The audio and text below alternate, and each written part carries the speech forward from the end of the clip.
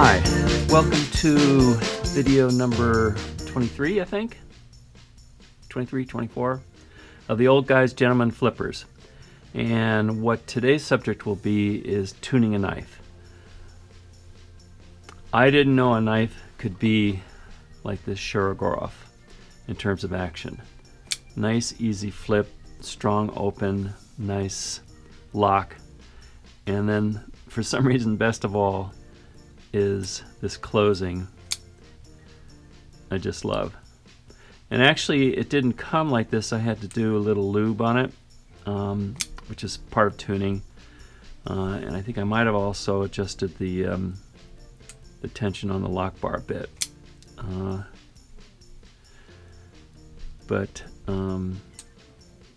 so this is the goal, and I've gotten close to this several times. I haven't exceeded it. I think you'll be limited by the engineering and the fit and finish of what they do, but there's a lot of leeway between where it's delivered and that kind of ability.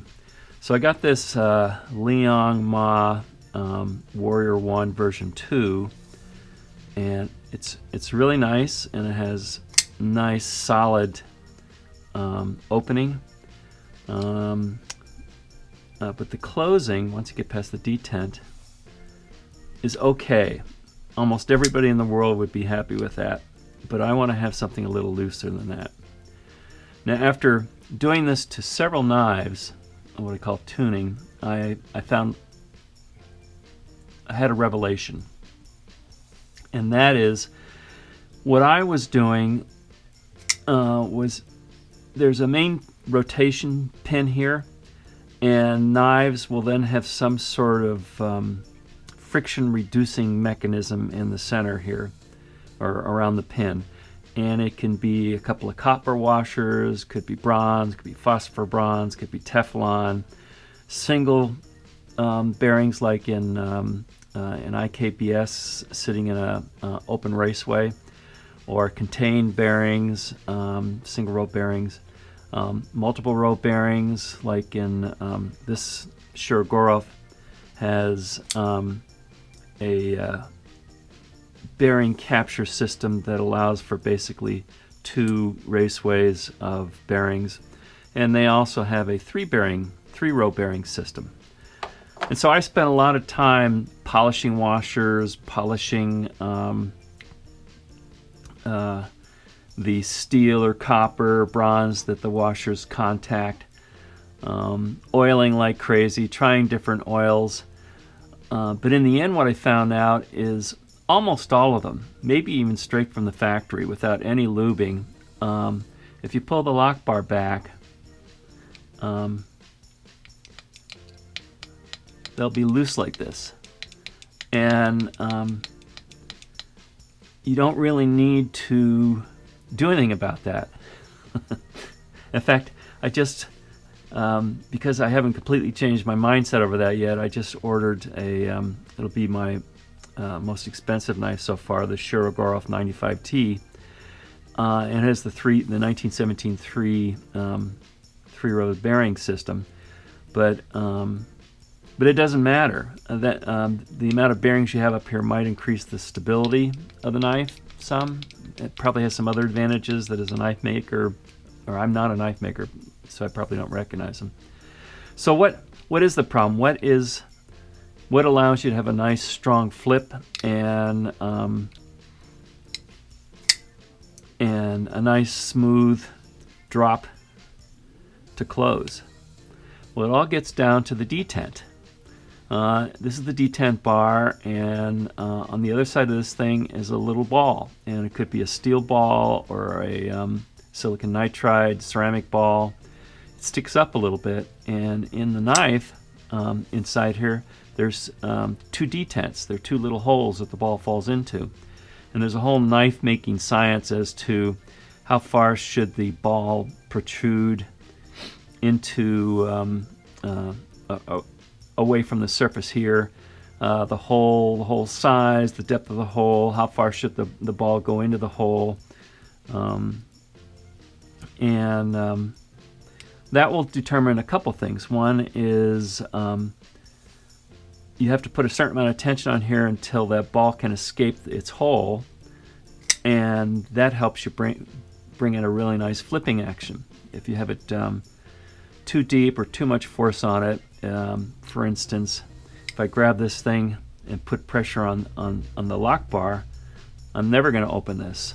So that's one of the first things I learned, is keep your fingers off the lock bar. The other thing it does is kind of a safety feature, is when it's sitting in your pocket. This one doesn't have much space to pull, but that detent, here I'll show you on the Shirogorov. The detent kind of holds it in there, and so that detent ball is doing a couple different things for you. Now, the force that detent ball is exhibiting over the flip and the release depends on the factors of, the size of the ball and the depth and lubrication, all that sort of stuff. You can control lubrication unless you want to get into playing with the ball, which I have done on one of my knives, unsuccessfully so far. Then the other thing you can do is you can change the amount of force on it. In fact, the thing that is allowing this to come down is the engineering on this thing, and the amount of mechanical know-how that went into making this knife found kind of a perfect balance between enough of detent for a good flip and enough of a detent to keep it somewhat safe, and then not too much of a detent that it causes drag on the blade. Okay, so those are the kind of the forces that you're trying to work on. So what I've been doing lately is getting in here, and I still lube the pin bearings or washers, but that really isn't where the problem is. It's the detent ball. So what I've been doing is getting in there and pulling the lock bar back, basically bending it back so it provides less pressure on here. Now you got to be careful with that, because when you put less pressure on there, the flip is going to be weaker, and the safety factor down here is going to be weaker. So again, I may go back and forth. I may pull it out and really like the action, but it's not safe, or the flip is lousy. And so I make small incremental changes here, and then see what I get. So let's go ahead and, after all that talking, let's go ahead and work this knife. I usually disassemble with the lock bar down, because 8 times out of 10, this is a screw that goes into a cylinder, and the cylinder holds it together. I don't remember what it is on this one.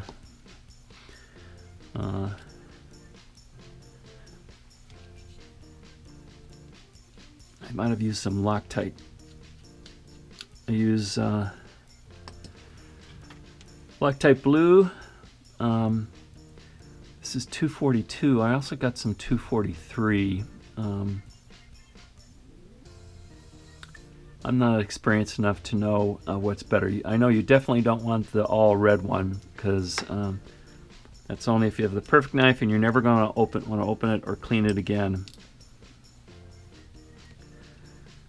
Okay, this one I think requires 2. And so I have for that, I actually have a few sets. This is a cheaper set, and I've actually kind of stripped some of these. The better ones are these Wiha. That picks that up. And I actually have a couple sets of that. Alright, I think this is a 8. So we're guessing here what we have, T7. And T8. Yes.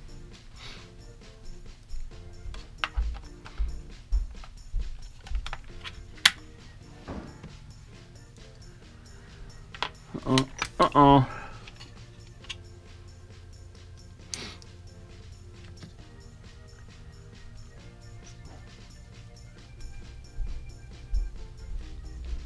Yeah, put a little bit of Loctite in there. I can feel it. I can feel it.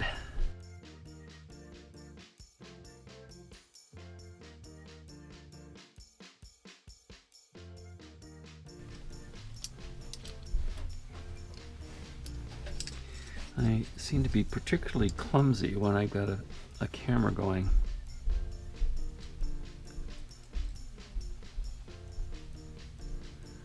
There. So what this one has is the captured bearing.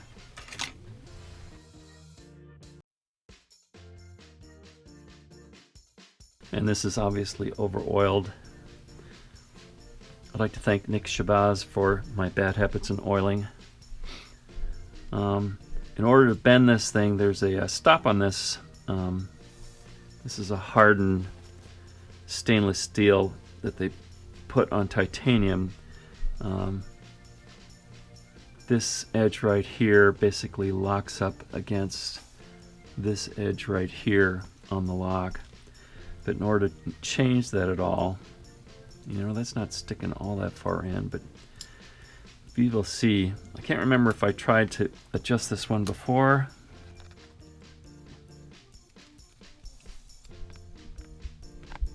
Okay, so I would do the same things that other knife guys have shown videos of, where clean this stuff out with a microfiber cloth, maybe some alcohol, and then go ahead and use some oil, probably less than what I use. And I use, again, to bring up Nick Shabazz, love his videos, I use this 10 weight nano oil, which is really pretty good. I start out using Tough Glide, and it's actually pretty good too, but I prefer the nano oil. I don't know if that's the Nick Shabazz effect, or it just is better. Okay, so now what I usually do is I kind of look at this edge right here, because it's going to be relative changes. There's probably a science to this. I don't know what it is. I just move it a little at a time. So it is just maybe a millimeter. This edge right here is just a millimeter less than the surface area of this. So I'm going to try and move this, maybe a couple millimeters down. I could probably measure that, but and this is some thick material here.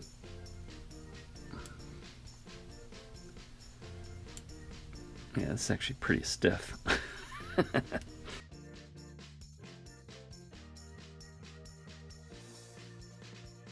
Now the next thing I usually check is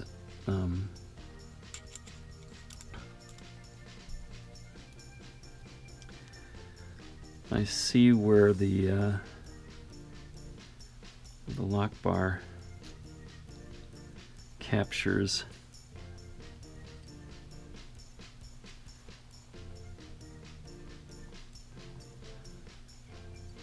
the blade.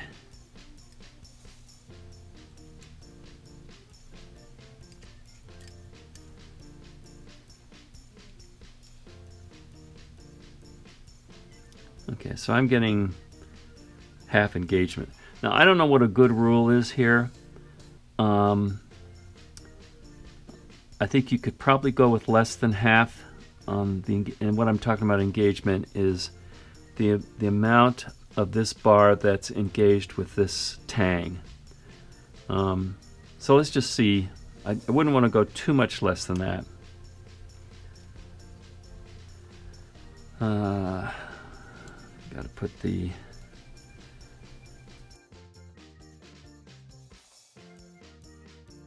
and I already had this lubricated quite a bit on this side, so I think I'm okay, although it never hurts to put another drop of oil. Over oiling, the main problem with it is the little bit of leakage that happens that you have to clean up for a while until it's done leaking, and it collects dirt. So I usually fill up the detent hole, come around here.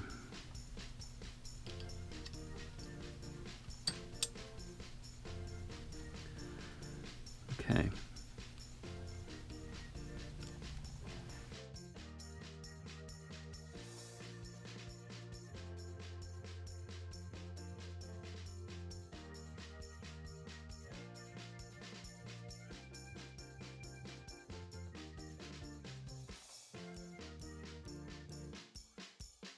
of the problems with microfiber cloths is, oh, I see what the problem is.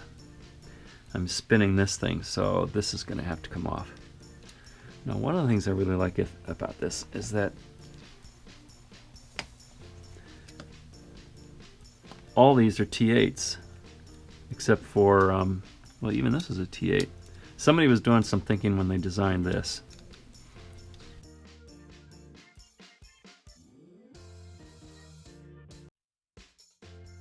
And if I was gonna be happy with what I ended up with, I'd probably put some Loctite in here.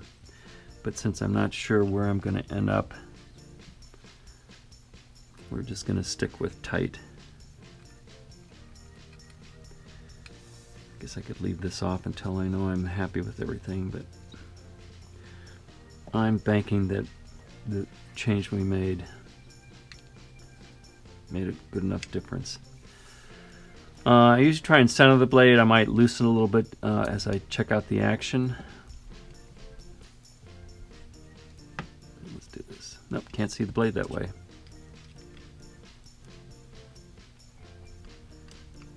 Okay.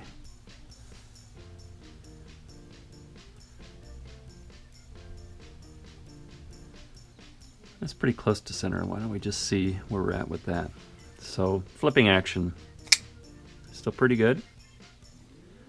The lock looks pretty good. And how does this look? It improved it.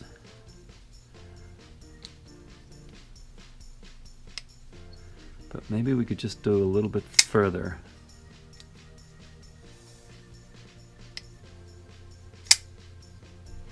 The other thing I do is I kind of exercise it a little bit.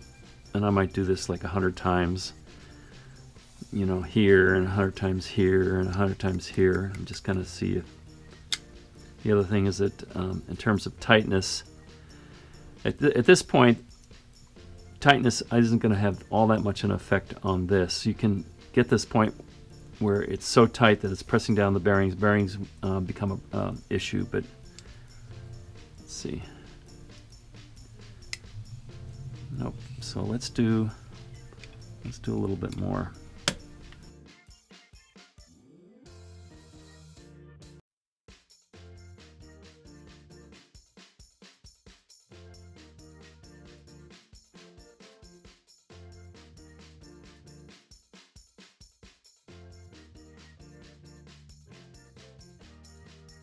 Okay, so look at it again. What I probably should do is get some sort of depth measuring gauge. And we're going to press it in just a little bit further.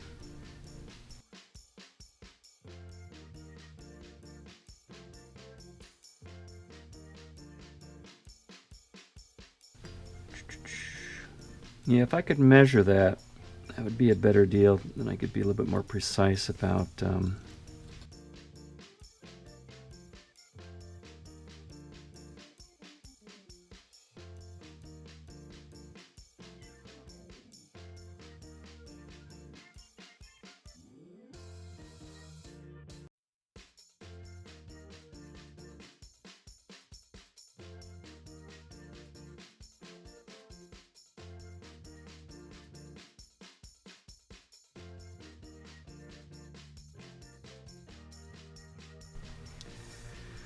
all right.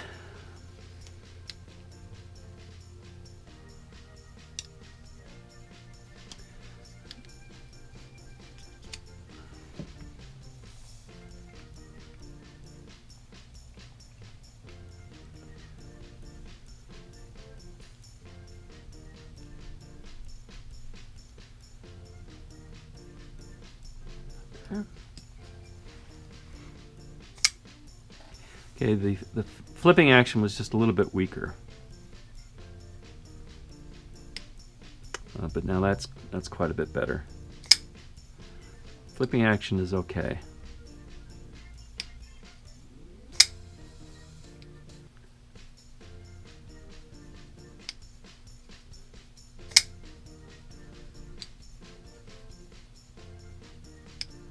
Okay, so I could adjust this further, but I started noticing a little bit of an impact to the flipping action, and the lock bar is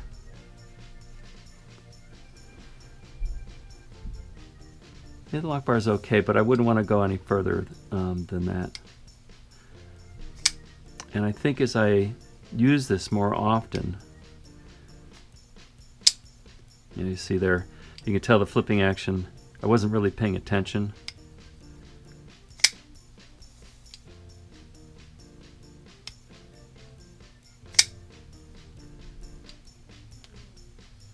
I think I'm using a little, no, I was going to say I was using a little wrist action. I think that's okay. So to finish this thing up, what I would end up doing is putting some Loctite on.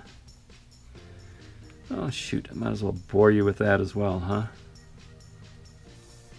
Here, let's leave this off. I think I'll leave that alone because it felt nice and tight. And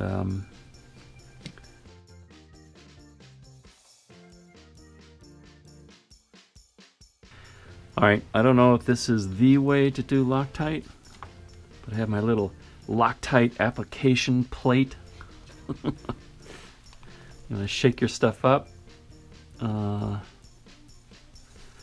had this for a while. I don't know if this is too old or not, but it seems to be working okay. And I'll leave a little drop on here.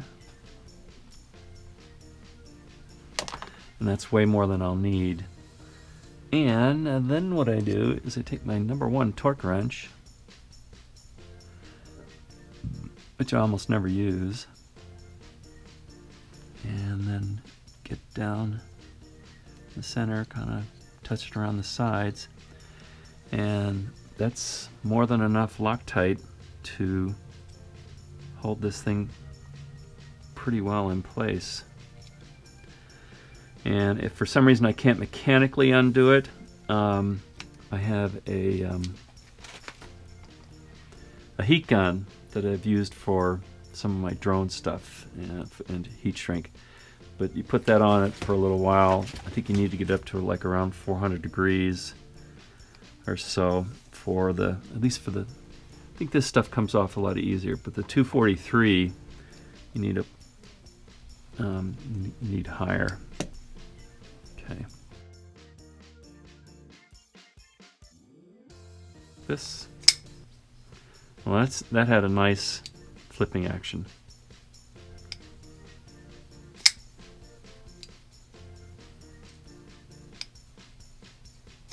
I think I tightened it a little bit more than it was before. Oh, there we go. And you know, actually, this one was pretty tight already, so I think that's going to be fine without having Loctite.